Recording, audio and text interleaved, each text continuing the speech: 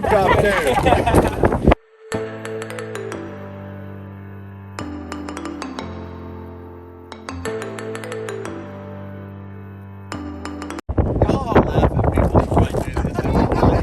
Hello from Juneau, Alaska. It's so beautiful behind me. Today is gonna be really exciting. I'm gonna be doing exciting activities. So look at it behind me. So nice. Look at this. Yeah.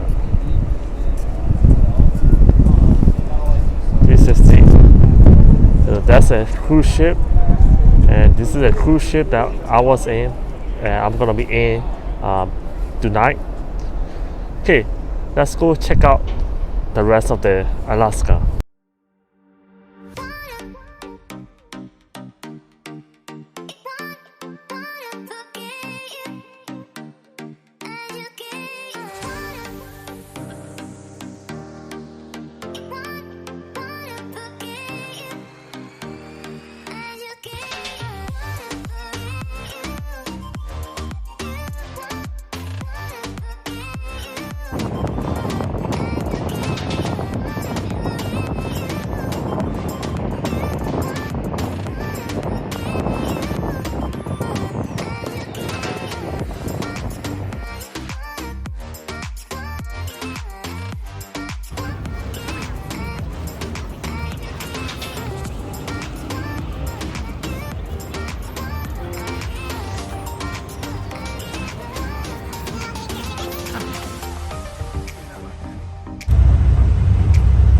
Number of companies actually have tried to reopen that mine, spent a lot of money trying to get it permitted in today's environment. Our capital,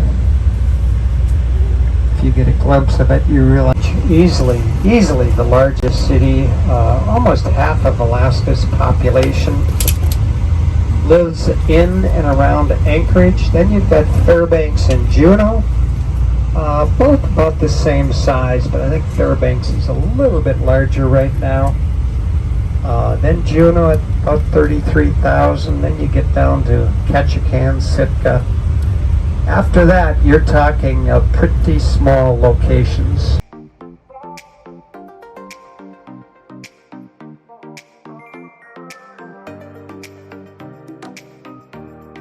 We're to go over a little bridge here. You'll be able to repairs. Off to your right, though, is what they call today Gold Creek. So you can say that operated until 1944. About 4 miles south of there, you had the AJ mine. That closed because they actually was another dock. We didn't get down. It's back to where the Disney ship was docked earlier today. That whole area back there is built up out of crushed rock. All those tailings, how about the water that's used, all those environmental concerns, I think, is what's keeping the age mid-June, and they'll run through probably basically mid-July or end of July. That's when the chum start returning. The king will be a little bit, silver king, or a little bit later. We went by the salmon hatchery. We'll come right back to that hatchery. Those that were born there, believe it or not, actually come right back to that hatchery. But that hatchery, it's a non-profit hatchery. It's one of about 30 non-profit hatcheries in Alaska. They will raise and release somewhere in the neighborhood of 100 million salmon every single year. It goes a long way to the success of the sport fishermen. There's salmon out in the water. I mean, people go out in a little bit deeper water right now and catch salmon. But as far as them running back, coming up the streams and stuff, you just where you can actually walk up the stream and grab it with your hands, that'd be a month or so yet. 6 weeks. People claim, and there's some proof that they have kind of a little built-in GPS, because these fish that are released, I mean, they found them all the way over off the coast of Japan. A lot of salmon going up particular streams.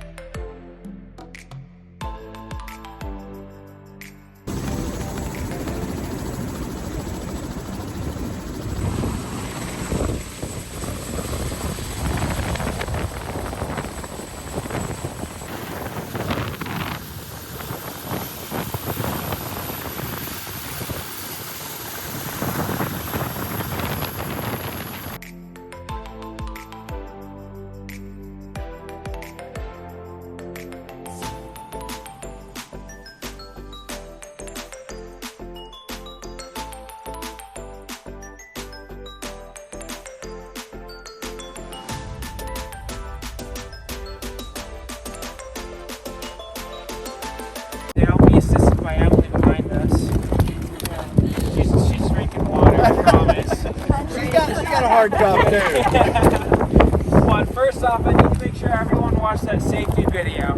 So if I give a thumbs up or a nod, yeah, you guys couldn't tell, but it's up for an Oscar nomination this year. That was some pretty great acting, right? That acting was phenomenal. Yeah. So basically, the one thing we need to pull from that video, if we only pull one thing, is that the ice is dangerous, alright? Slick, all sorts of things. We're going to be on the lookout for three things on our walk today, alright? First off, there's blue holes all over the place. Those are quite dangerous. They're a lot like potholes, except they go a lot farther down than they look. The second thing we're going to be on the lookout for today is snow. The snow isn't very stable. The ice is nice, the snow is not, alright? The snow covers up a lot of things like crevasses and even bigger holes in the ice. And then the last thing is crevasses. The last thing we want is to be suddenly exploring the bottom of a crevasse, right? Yeah, alright, so let's watch our step today. We're going to go ahead and get started. Let me know if you guys have any questions, alright? Alright, let's head up this way.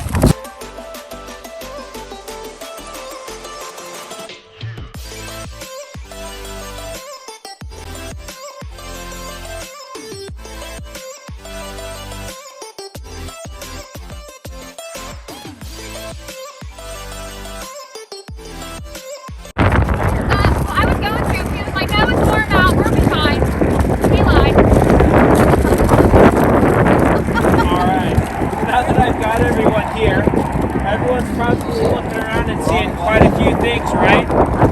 First off, I like to point everyone's attention. Everyone kind of see those jagged peaks in the ice? Those are what we call some rocks. These rocks are pretty cool. What happens is we actually have two layers to the ice under us. The first 50 to 100 feet is what we call the brittle zone, and the rest of it is what we call the plastic zone. It's nice and malleable. It forms the ground under it. But sometimes the brittle zone can't quite handle the stress that we get put on it. So it's nice crevasses, the spots that I was talking about, and it'll keep moving on this journey. So in about 40 years or so, all these spots that we're seeing right now will be under our feet. And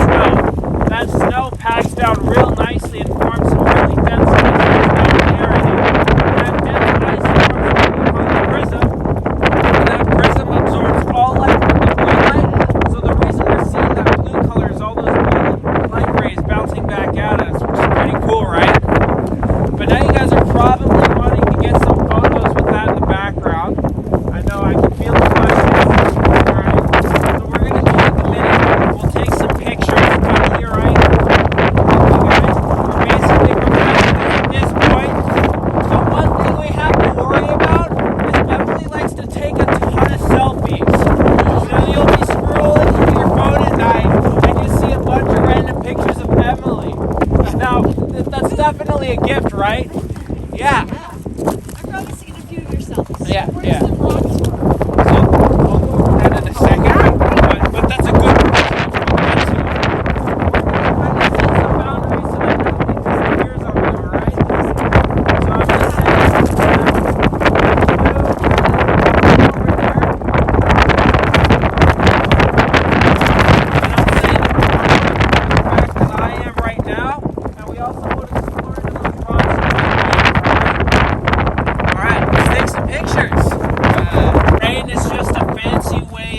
a collection of debris that the glacier itself has collected. Alright, we've got a couple different moraines here on the glaciers.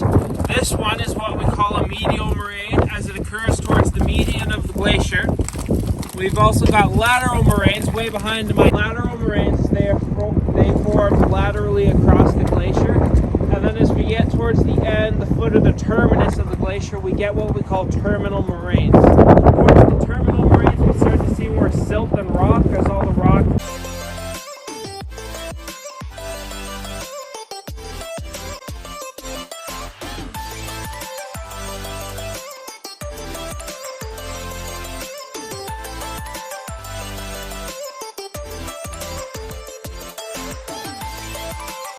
So everyone's probably noticed that this is some really great question about it earlier. What happens is the water is so clear because all of the sediment and everything is kind of just sinking down.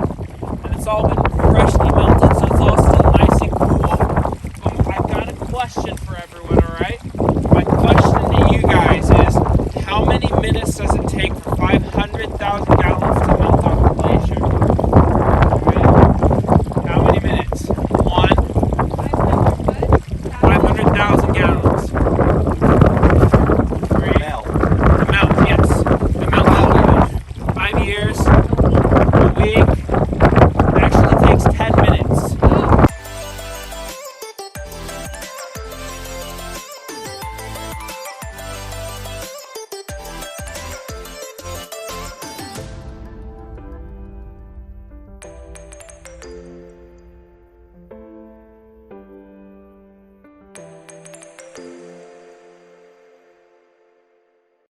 Take a little bit, and we just start rubbing it in. Y'all all laugh at me when I do this. I don't laugh at the ones that don't do this. Myself. Oh yeah. Yeah, it's like those mud masks that you guys see all the time. They're awesome. They're great for the skin. I'm looking younger already, right? Yeah. No, I like to keep it on. Then it flakes off, and it'll take all the bad stuff off. I know. But if you guys don't want to put it on your face, I totally understand. I get it. I do encourage you to at least touch it with your fingers to kind of get how it feels. And with that, we'll kind of start moving towards our flag. So now we'll kind of as we tackle. Feel it.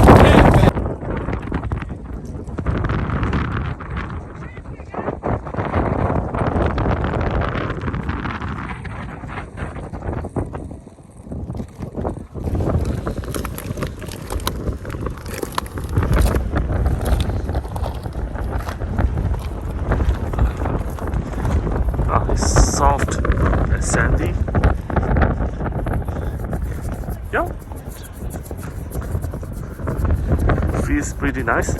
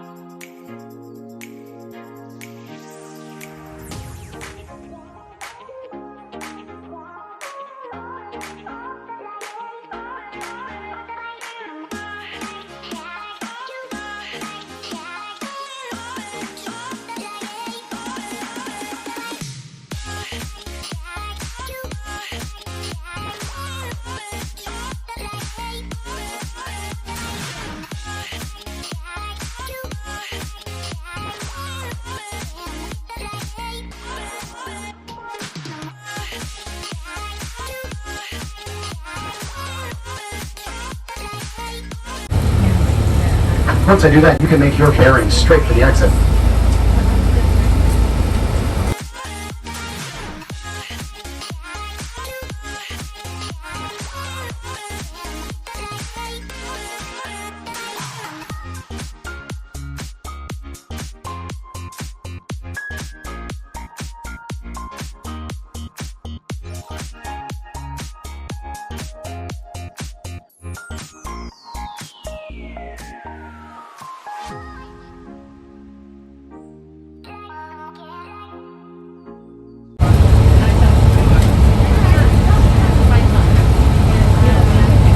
I hope you guys have been having a great time here in Capital City. If you thought you might want to move up here, over to your left here in Lemon Creek, this is where our gated community is. Just in case you want to be extra safe.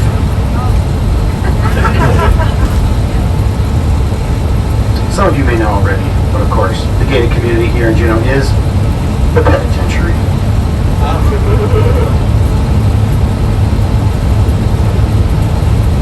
Right over there too, that is where all the Alaskan beer comes from. Alaskan white, amber, Kolsch, it's all brewed right over there in Lemon Creek. And you can swing over to our Costco, which is right there too. There's a bald eagle on the left side of the highway on top of the light. 2 lights ahead on the left, bald eagle hanging out.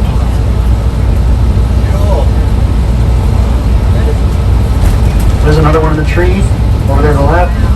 Keep your eyes open. Look over there to the left and see if you can spot it. There's one on top of the tree way over there. You guys see that? Pretty golfers aboard the bus today. I call this part of the drive the fairway. And we're hitting -2 on par. There's another eagle. There's another eagle. We're golfing good today, guys. Wow, look at that.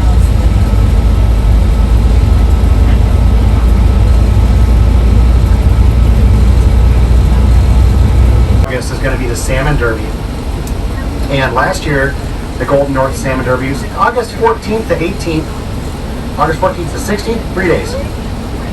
The lady who won it, she lived over in Douglas Island. She caught a 36-pound king salmon. That was the largest fish last year. Took home a grand prize, $10,000 cash. And she got a jacket and a diamond ring too. That's a cool prize. The youth, there's a 12-year-old boy too. He's also from Juneau. He wasn't from Douglas, but he was from the valley. He caught a 14-pound silver salmon. He was a youth winner. 12 years old. That's going to be this year, middle of August. Last time I took a cruise somewhere, we've had guests. 2020, empty. 2021, nobody. Not until the first week of August, we had a ship. So this year, it's nice to see everyone back again, especially in the spring. The berry season. B-E-A-R-Y. The berry season. Some folks who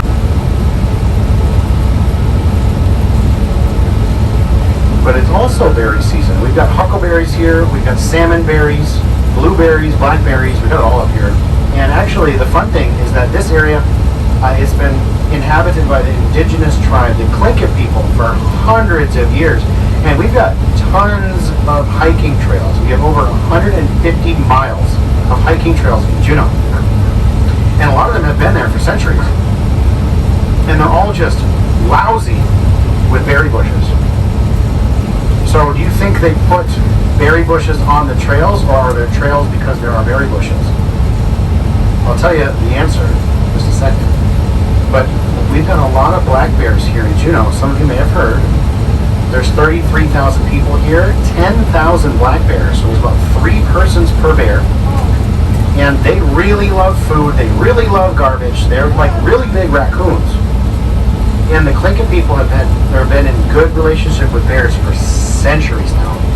And when bears eat, they are really hungry. And when they eat berries, they actually strip feed. They'll eat the leaves, the sticks, and the berries, and they'll just like swallow it in a pile.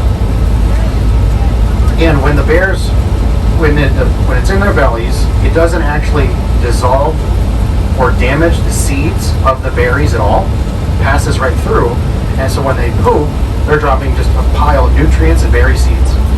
And the Tlingit people knew this, so what they did is on all the places where they wanted a hiking trail, in order to have food on the trails, they took some of the leftover salmon or leftover meat and they mixed in berries with it, and they left it for bears. So then bears would eat it, and they'd go out onto the trails and find the food, and they named for the Tlingit people. They named the Tlingit people named it, sorry about the feedback, Juneau, which translates to fortress, the world's largest, most dense population of grizzly bears on that island. Today there's over 400 grizzlies on Admiralty Island, and there's only one city on it that's called Angoon, 270 people. More bears than humans on that island. And they're grizzlies too. Big and mean. So the Tlingit people named that island Fortress of the Bear. The Tlingit people name things exactly what they are. So Juneau, this town, was named for Joe Juneau alongside Richard Harris. And the Tlingit people called this place Zatakahini, which I'll go and get a $150 steak and be like, that was amazing, right?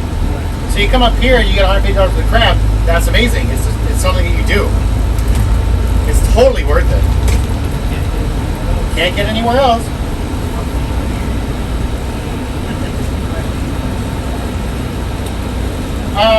I think the tram is going to be open for another hour and a half. What time's your all aboard, guys?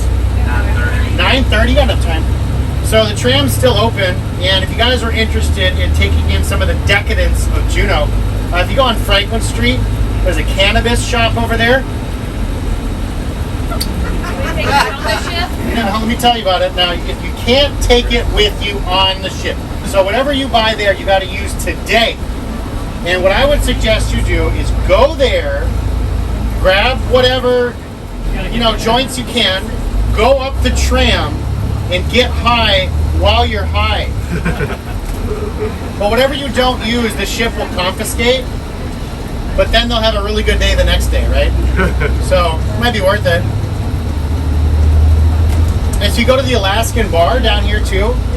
So there's a famous bar here called the Alaskan. If you find a local, you can have an Alaskan at the Alaskan with an Alaskan. I love it. That place is also super haunted if you guys want a good ghost story. Well, I'm not going there now. What? No, it's great. Go there, ask about a ghost story. No, I'm a Maybe. do scary things. Nah, it's only haunted at night. It's still daytime.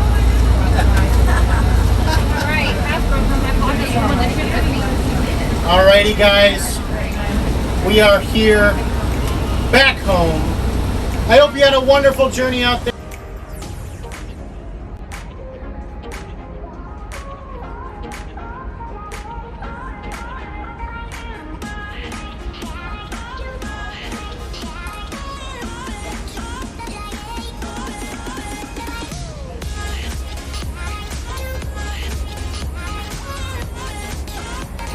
Other side as well, just to consolidate your space.